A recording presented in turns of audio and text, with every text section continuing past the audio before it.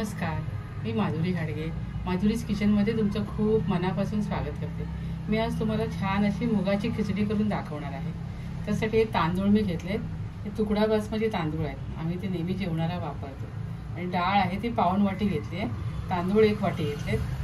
मिरच्या अशा मोठ्या मी चिरून घेतल्यात. मोठ्या 2 लसूण पाकळ्या अशा बारीक करून घेतल्यात. आलं घेतलं, जिरं, धणा पावडर, हळद, हिंग, 1 तमालपत्र, मोहरी आणि मीठ आणि तुपावर फोडणी करणार आहे.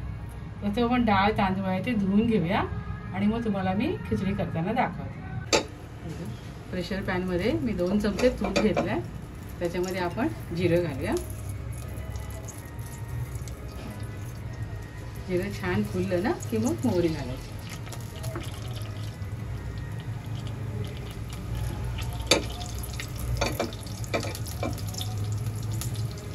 आता आपण मोहरी घालूया.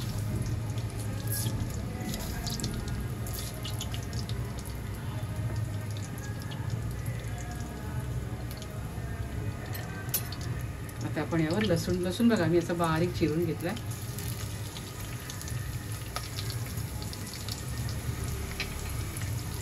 अर्धा इंच आलं आहे ना, त्याचे तुकडे करून घेतले. त्यामुळे खिचडीला छान स्वाद येतो.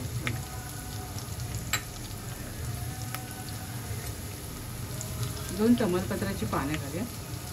1च पान आहे ते मी असं बारीक करून घेतलं.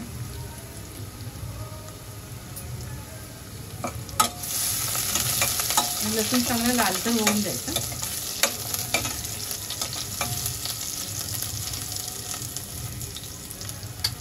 आता आपण यात थोडा हिंग घालूया.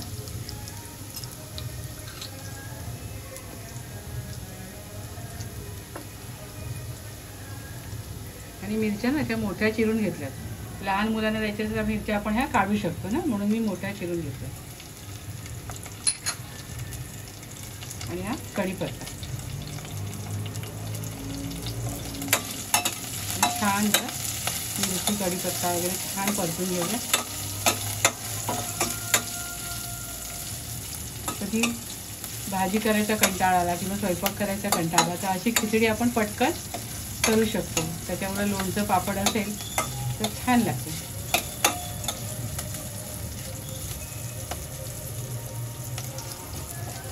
लसूण आता छान लालसर झाला ना. आता आपण यावर हळद घालूया.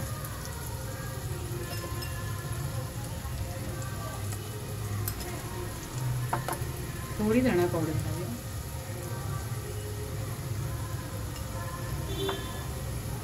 चवीनुसार मीठ घालूया.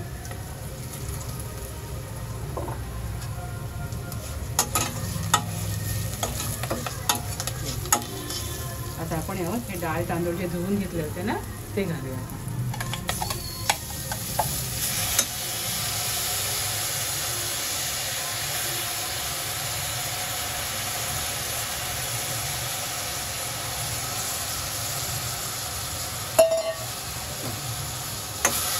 एवढं 2 मिनिटं आपण छान परतून घेऊया.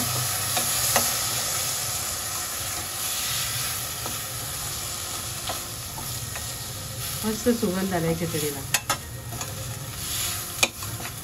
कधी काही खावंसं वाटत नसेल ना, अशा प्रकारे मुगाची खिचडी करायची. छान लागते ते आणि पचायला पण एकदम हलकी होते. थोडं आपण झाकण ठेवूया. 2 मिनिटं वाफ आणून देऊया. इथे 2 मिनिटं झाली आहेत. आपण छान परतून घेतलं ना सगळं. आपण यावर 1 वाटी एक वाटी तांदूळ आणि पाऊण वाटी मुगाची डाळ घातली होती ना. आता आपण यावर याच वाटीच्या मापाने 4 वाट्या पाणी घालायचं.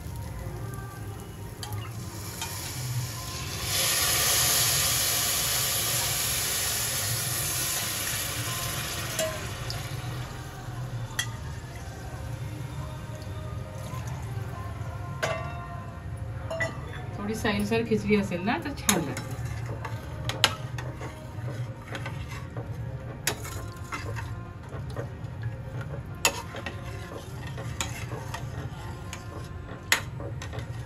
आणि त्यावर आपण झाकण ठेवूया. छान 4 शिट्या काढून घेऊया.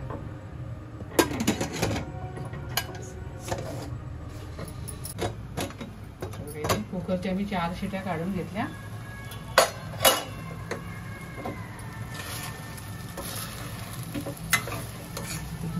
मस्त झाली आहे. आता मी कोथिंबीर घालते आणि सर्व करते.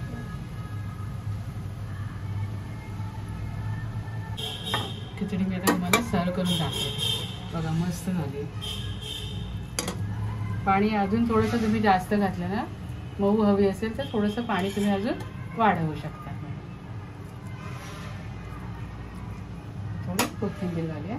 बरं, त्यावर लिंबू पापड वगैरे घेतल्यात की खायला छान लागते. बघा अशी छान खिचडी मी तयार केली आहे.